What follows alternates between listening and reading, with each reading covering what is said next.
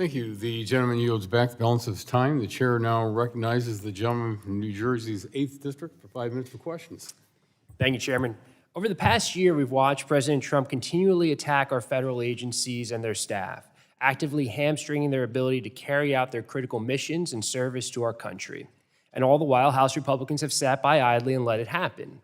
On this committee, we've heard House Republicans loudly proclaim the need for more energy to keep up with demand from AI data centers and to compete with foreign adversaries.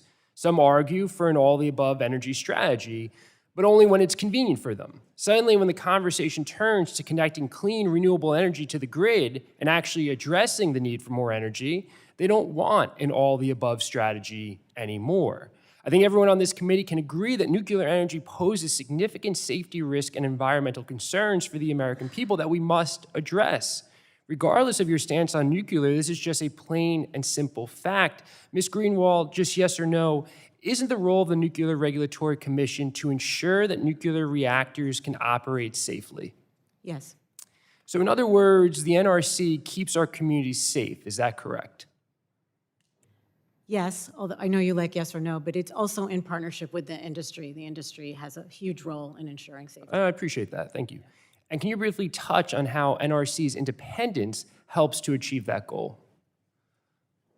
Thanks for the question. As I said in my testimony, we really do think that having the public trust is really important. That provides the industry with social license to operate, and it's good for our country. We really need this technology, and we need for the public to feel that it's appropriately overseen by a competent regulator.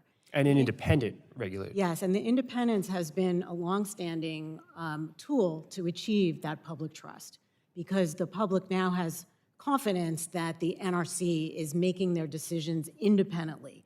They are making their best technical judgment. It's a highly technical staff. They are very careful to make sure that industry is making a good safety case for their technologies and that they are doing what they're supposed to do, and that's through licensing, inspection, and oversight. Perfect. I want to continue off of that.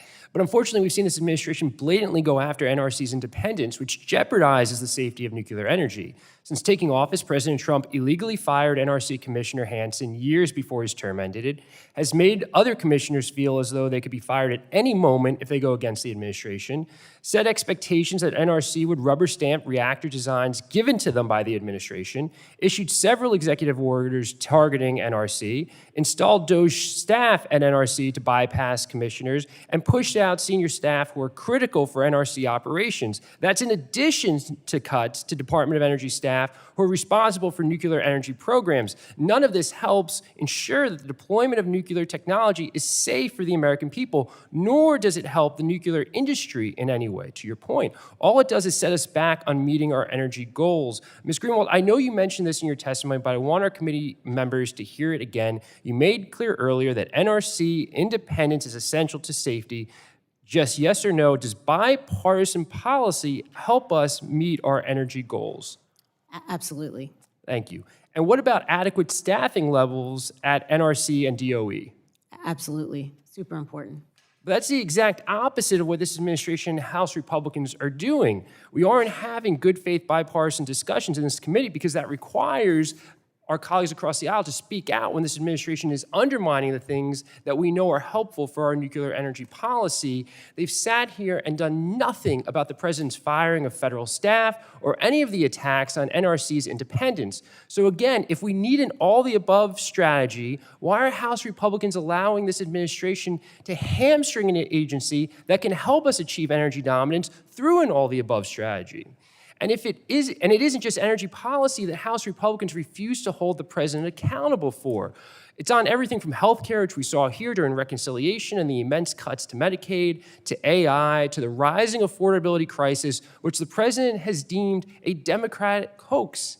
And this is after the president gave himself an A+++ on his handling of the economy. When you talk to our constituents, we know that they are struggling. We know that energy prices are a part of that problem, but our colleagues refuse to hold the president accountable. So how can we expect to have a meaningful bipartisan discussion on critical safety issues while House Republicans completely ignore the harmful actions of this president? There's a complete lack of accountability on this committee and the House at large, and it's hurting the American people, and it will continue to hurt the American American people with a reckless erosion of the independence of agencies such as the NRC. It's a shame. With that, I yield back.